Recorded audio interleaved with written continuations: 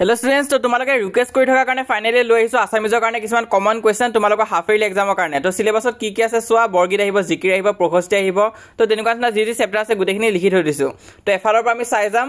আৰু সেই চেপ্টাৰখিনিত আমি কমন কি কোৱেশ্চন আছে কি পাৰ্টৰ পৰা তোমালোকৰ কোৱেশ্চন আহিব পাৰে গোটেইখিনি আলোচনা কৰিম তো প্ৰথম আমি চাব লাগিব বৰ্গীত চেপ্টাৰটো বৰ্গীতৰ পৰা কি ইম্পৰ্টেন্ট কোৱেশ্চন আছে আৰু কবিৰ পৰিচয়ৰ পৰা কি আহিব গোটেইখিনি আমি ডিসকাস কৰিম তো ইয়াতে প্ৰথম তোমালোকে সোৱা কবি পৰিচয় তোমালোকে সোৱা শ্ৰী শ্ৰী মাধৱদেৱৰ জন্ম ক'ত হৈছিলে ইয়াৰ এনসাৰটো হ'ব লখিমপুৰ জিলাৰ নাৰায়ণপুৰৰ লেটেকু পুখুৰীত হৈছিলে আৰু চনটো কিমান আছিল হেতু চাবা ইম্পৰ্টেন্ট আছে তাৰ উপৰি আৰু এটা কোৱেশ্চন বৰকৈ আহে তেওঁৰ জীৱনৰ কীৰ্তিস্তম্ভ কি আছিল নামঘোষা হেতু চাবা হেতু 1 মাৰ্কৰ কাৰণে আহিব পাৰে আৰু এই পাৰ্টটো খুবেই ইম্পৰ্টেন্ট আছে এটো মই ইম্পৰ্টেন্ট দি ৰাখিছো আখ্যানমূলক ৰচনা নাট কিছুমানৰ নাম জুমুৰাৰ নাম হেখিনি তোমালোকে জানিব লাগিব এটো চাই থৈ দিবা তো হেখিনি চাব লাগিব লেখক পৰিচয়ৰ পৰা তো নেক্সট তোমালোকে কোৱেশ্চনত আহিবা কিন্তু তাৰ আগত আৰু এটা বস্তু আছে ইয়াৰ পৰা কিন্তু ভিতৰৰ কোৱেশ্চন দিব পাৰে বৰ্গীতৰ লক্ষণখিনি চাবা তিনটা মান চাই থৈ দিবা এক্সামত দুটা মান লিখিব দিব পাৰে হলেও তিনটা চাই থোৱাটো ভাল হয়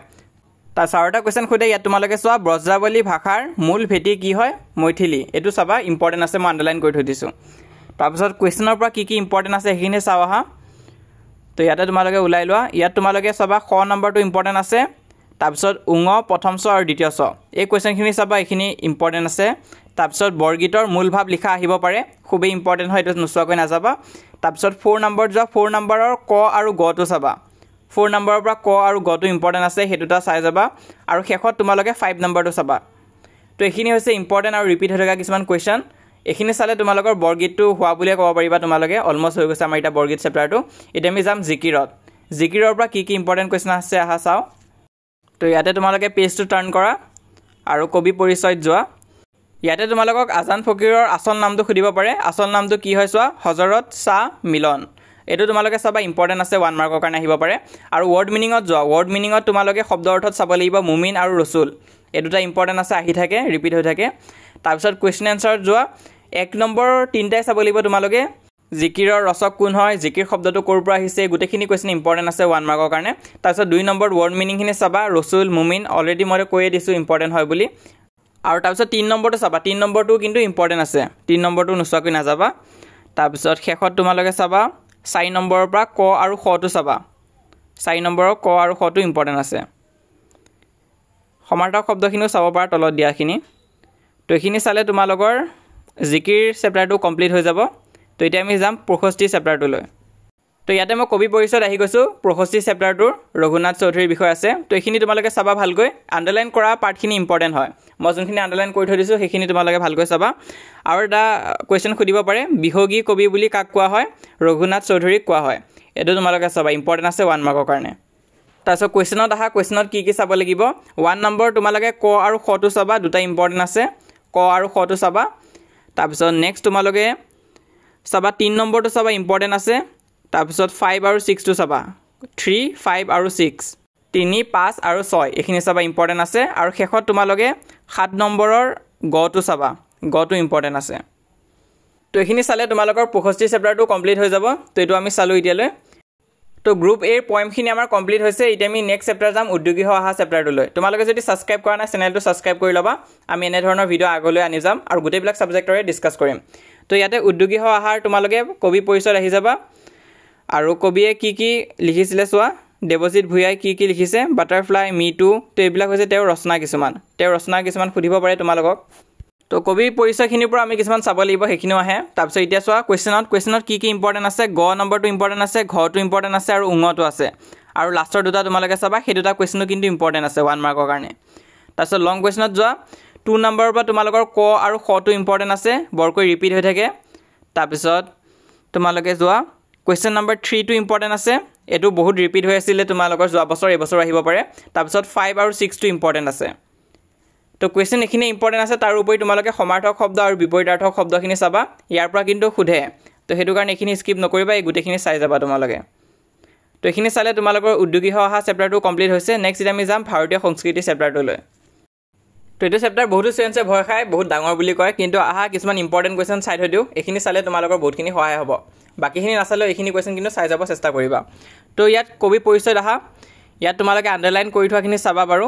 ওপৰ যোনখিনি দিয়া আছে কিন্তু এটো সোৱা the red river and blue hill এই কুৱেশ্যনটো আহিয়ে থাকে 1 মাৰ্কৰ কুৱেশ্যনত প্ৰথমতে থাকে দেখিছে তোমালোকে কাৰ ৰচনা আছিল হেমবৰুৱা দেৱৰ আছিলে তো সেইখিনি চাবা তাৰপিছত এটা কুৱেশ্যনত চাও কুৱেশ্যন কি কি ইম্পৰ্টেন্ট আছে কুৱেশ্যনত তোমালোকে চাবা 1 নম্বৰ 2 2 নম্বৰ 2 4 আৰু 5 এই গুটেখিনি চাবা তোমালোকে পাৰিলে কাৰণ 1 মাৰ্কৰ কুৱেশ্যন হয় ইয়াৰ পৰা কিন্তু বহুত আহি থাকে তাৰপিছত নেক্সট চোৱা তোমালোকে চাব লাগিব কুৱেশ্যন নম্বৰ 6 7 6 আৰু 7 টো চাবা তাৰপিছত 9 নম্বৰটো চাবা আৰু 10 টো চাবা তাৰপিছত 12 নম্বৰটো চাবা 13 টো চাবা 15 চাবা আৰু 18 টো চাবা এইখিনি ইম্পৰ্টেন্ট আছে আৰু 20 নম্বৰৰ ক টো চাবা হেতু কিন্তু ইম্পৰ্টেন্ট আছে তাৰ উপৰি সন্ধি ভাঙাখিনি চাবা ইয়াৰ পৰা কিন্তু সন্ধি ভাঙাত কিন্তু আহে তোমালোকৰ প্ৰশ্ন হাফ ইয়াৰলি এক্সামত তো হেতু কাৰণে এখিনি চাই লবা তো এখিনি চালে তোমালোকৰ ভাৰতীয় সংস্কৃতি চেপ্টাৰটো কমপ্লিট হৈ যাব এই গুটেখিনি কোৱেশ্যন ভালকৈ চাবা তো নেক্সট আমি এটা ইন্টাৰনেটৰ তিতা মিঠা চেপ্টাৰটো চাব লাগিব এখিনি ভালকৈ চাবা এই লাইনখিনি ইম্পৰ্টেন্ট আছে তাৰপিছত নেক্সট তোমালোকে চোৱা এটো কিন্তু খুধে ভাইৰাছৰ সম্পূৰ্ণ ৰূপ কি হয় ভাইটেল ইনফৰমেশন ৰিসোৰ্স আন্ডাৰ সিজ এটো তোমালোকে লিখিব পাৰিব লাগিব এই কোৱেশ্যনটো খুবেই আহি থাকে এটো নচাকৈ নাযাবা তাৰপিছত নেক্সট তোমালোকে কুৱেশ্যনছত যোৱা কুৱেশ্যনত ইয়াত তোমালোকে চোৱা 1 নম্বৰৰ ক টো চাবা খ টো চাবা আৰু গ টো চাবা লগতে ভাইৰাছ কি হয় এটো চাবা আমি অলৰেডি ডিসকাস কৰিলো তাৰপিছত তোমালোকে চাবা www বা ওয়েব কি হয় এটো ইম্পৰ্টেন্ট আছে 2 নম্বৰটো চাবা তাৰপিছত 5 আৰু 6 নম্বৰটো চাবা তো এখিনি ইম্পৰ্টেন্ট আছে তোমালোকৰ ইন্টাৰনেটৰ তিতা মিঠা চেপ্টাৰটোৰ পৰা তো এই গুটেখিনি কোৱেশ্যন ভালকৈ চাই থৈ দিবা তো এখিনি চালে তোমালোকৰ ইন্টাৰনেটৰ তিতা মিঠা চেপ্টাৰটো কমপ্লিট হৈ যাব নেক্সট আমি চাব লাগিব অৰুণিমা সিংহা তো ইয়াতে তোমালোকে ডাইৰেক্ট কুৱেশ্যনত বলা তো কুৱেশ্যনত তোমালোকে 1 নম্বৰৰ ক টো চাবা গ টো চাবা আৰু উঙ টো চাবা এই তিনটা কুৱেশ্যন ইম্পৰ্টেন্ট আছে তাৰপিছত 2 নম্বৰ কুৱেশ্যনটো চাবা আৰু 3 নম্বৰটো চাবা হেতুটো ইম্পৰ্টেন্ট আছে তাৰপিছত 5 নম্বৰ আৰু 6 নম্বৰটো চাবা 5 নম্বৰ আৰু 6 নম্বৰটো চাবা আৰু শেষত তোমালোকে 8 নম্বৰটো চাই থৈ দিব পাৰা 8 নম্বৰটো ইমান আহা চান্স নাই হলে চাই থৈ দিবা আৰু সন্ধি ভাঙাখিনি চাবা আৰু নেক্সট ইটা আমি চাম অৰণ্য যাত্ৰা এই চেপ্টাৰটো কিন্তু তোমালোকৰ হাফ ইয়াৰলি এক্সামত আহিব তো ইয়াৰ পৰা কি কি ইম্পৰ্টেন্ট কুৱেশ্যন আছে আহা ডিসকাস কৰো তো ইয়াতে তোমালোকে চোৱা প্ৰথম খ নম্বৰটো চাবা ইম্পৰ্টেন্ট আছে 1 মাৰ্কৰ কাৰণে খ নম্বৰ কুৱেশ্যনটো চাবা তাৰপিছত নেক্সট তোমালোকে খ নম্বৰ কুৱেশ্যনটো চাবা লৰ্ড কাৰ্জন কোন হয় এটো ইম্পৰ্টেন্ট আছে তাৰপিছত নেক্সট তোমালোকে 2 নম্বৰটো চাবা 4 নম্বৰটো চাবা আৰু 5 নম্বৰটো চাবা আৰু লগতে 6 নম্বৰটো চাবা তাৰপিছত লাষ্টৰ ফালে তোমালোকে 8 নম্বৰ আৰু 9 নম্বৰ কুৱেশ্যনটো চাবা 8 আৰু 9 টো চাই থৈ দিবা তো এখিনি চালে তোমালোকৰ অৰুণিমা সিংহা আৰু অৰণ্য যাত্ৰা এই দুটা চেপ্টাৰে কমপ্লিট হৈ যাব তো এতিয়া আমি যাম গ্ৰুপ বি পাৰ্টত গ্ৰুপ বি তোমালোকৰ দুটা চেপ্টাৰ আছে ধৰজাৰু ধৰভাই আৰু প্ৰাচীন ভাৰতৰ শিক্ষা তো এতিয়া আমি আহিছো ধৰজাৰু ধৰভাই চেপ্টাৰটোলৈ তো ইয়াত তোমালোকে চোৱা অম্বিকাগিৰি ৰায়চৌধুৰী কি বুলি কোৱা হয় অসম কেশৰীৰ আখ্যা দিয়া হৈছে এটো তোমালোকে চাই থৈ দিবা ইম্পৰ্টেন্ট আছে তো কবিজনৰ নাম কি হয় অম্বিকাগিৰি ৰায়চৌধুৰী আৰু তেওঁক অসম কেশৰী বুলি কোৱা হয় তো হেতু ইম্পৰ্টেন্ট আছিল তাৰ উপৰি এই লাইনখিনি চাবা এখিনি ইম্পৰ্টেন্ট আছে যোনখিনি আন্ডাৰলাইন কৰি থৈ দিছো হেতু নচাকৈ নাযাবা তাৰপিছত এতিয়া হা কুৱেশ্যনত যাও কুৱেশ্যনত তোমালোকে 1 নম্বৰৰ পৰা চাব লাগিব ক নম্বৰটো আৰু গ নম্বৰটো চাবা 1 নম্বৰৰ পৰা তোমালোকে ক আৰু গ টো চাবা তাৰপিছত 2 নম্বৰটো চাবা আৰু 3 নম্বৰটো চাবা 2 নম্বৰটো চাবা 3 নম্বৰটো চাবা আৰু 4 নম্বৰটো চাবা 4 নম্বৰটো ইম্পৰ্টেন্ট আছে তাৰপিছত নেক্সট পেজত চোৱা নেক্সট পেজত তোমালোকে ইয়াতে খ নম্বৰটো চাবা খ নম্বৰটো ইম্পৰ্টেন্ট আছে এতিয়া আমাৰ ধৰজাৰু ধৰভাই চেপ্টাৰটো কমপ্লিট হৈছে আৰু শেষত এতিয়া আমি চাব লাগিব প্ৰাচীন ভাৰতীয় শিক্ষা তো সেই চেপ্টাৰটো তোমালোকে উলাই লোৱা তো ইয়াতে তোমালোকে লেখক পৰিচয়ৰ পৰা এই লাইনখিনি চাবা এটো ইম্পৰ্টেন্ট আছে যোনটো মই আন্ডাৰলাইন কৰি থৈ দিছো তোমালোকে আন্ডাৰলাইন দি লবা লাগিলে আৰু কুৱেশ্যনত আহা কুৱেশ্যনত তোমালোকে চাব লাগিব ক নম্বৰটো গ নম্বৰটো আৰু উঙ নম্বৰটো চাবা তাৰপিছত নেক্সট তোমালোকে 3 নম্বৰ আৰু 4 নম্বৰ কুৱেশ্যনটো চাবা তো এখিনি আছিল তো এখিনি চালে তোমালোকৰ লাষ্টৰ চেপ্টাৰটো কমপ্লিট হৈ যাব প্ৰাচীন ভাৰতীয় শিক্ষা তো এখিনি চেপ্টাৰে তোমালোকৰ হাফ ইয়াৰলি এক্সামত আহিব হেতু চাবা তাৰ উপৰি ইংলিছৰ যদি কোনোবাই টিউচন কৰিম বুলি ভাবিছা তেনেহলে ইয়াত কন্টাক্ট কৰিব পাৰা WhatsApp নম্বৰ দিয়া হৈ আছে দুটা নম্বৰ তাত তোমালোকে কন্টাক্ট কৰিব পাৰা 499 रुपीसতে ইংলিছ টিউচন কৰিব পাৰিবা অনলাইন